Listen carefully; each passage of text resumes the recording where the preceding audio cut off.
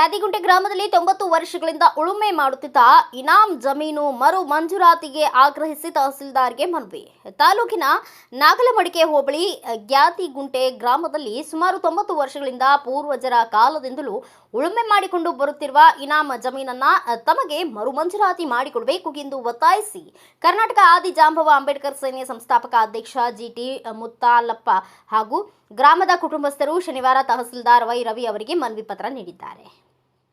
ಗ್ಯಾಡಿಗುಂಟೆ ಗ್ರಾಮದ survey number 83ರಲ್ಲಿ 42 ಎಕರೆ 33 ಗುಂಟೆ ಹಾಗೂ ಸರ್ವೆ ನಂಬರ್ 49ರಲ್ಲಿ 1 ಎಕರೆ 5 ಗುಂಟೆ ತೋಟ ಇನಾಮ್ ಜಮೀನನ್ನ ನರಸಿಂಹ ನರಸಗಿ ಮುತ್ತಾಲಪ್ಪ ಮತ್ತು ಲಕ್ಷ್ಮಿಗ ಎಂಬುವವರ ವಂಶಸ್ಥರು ಹಲವು ದಶಕಗಳಿಂದ ಅನುಭವಿಸಿಕೊಂಡು ಬರುತ್ತಿದ್ದಾರೆ. ಆದರೆ 1984ರಲ್ಲಿ ಸರ್ಕಾರದ ಆದೇಶದಂತೆ ಮರು ಮಂಜೂರಾತಿ ಪ್ರಕ್ರಿಯೆ ನಡೆದಾಗ ಕೆಲವು ತಾಂತ್ರಿಕ ಕಾರಣಗಳಿಂದಾಗಿ ಹಾಗೂ ಪ್ರತಿವಾದಿಗಳ ಹಸ್ತಕ್ಷೇಪದಿಂದಾಗಿ ಅರ್ಹರಿಗೆ ನ್ಯಾಯ ಸಿಕ್ಕಿಲ್ಲ ಎಂದು ಪ್ರತಿಭಟನಾಕಾರರು ದೂರಿದ್ದಾರೆ.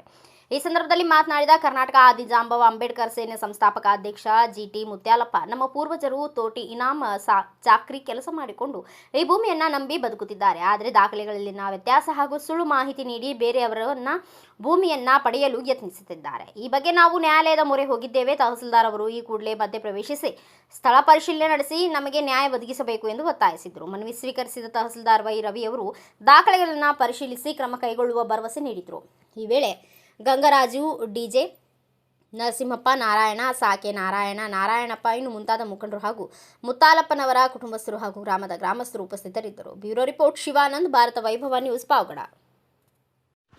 Thanks for watching. Read, discuss and debate with editor Dr. Yan Prashant Rao. Wanted reporters in print, digital and visual media for Bharat Vaibhav Daily Newspaper, BV News 5 Channel and BV Fast Web News from all the talukas of Karnataka, Goa and Maharashtra. If interested, send your resume to 9019229369.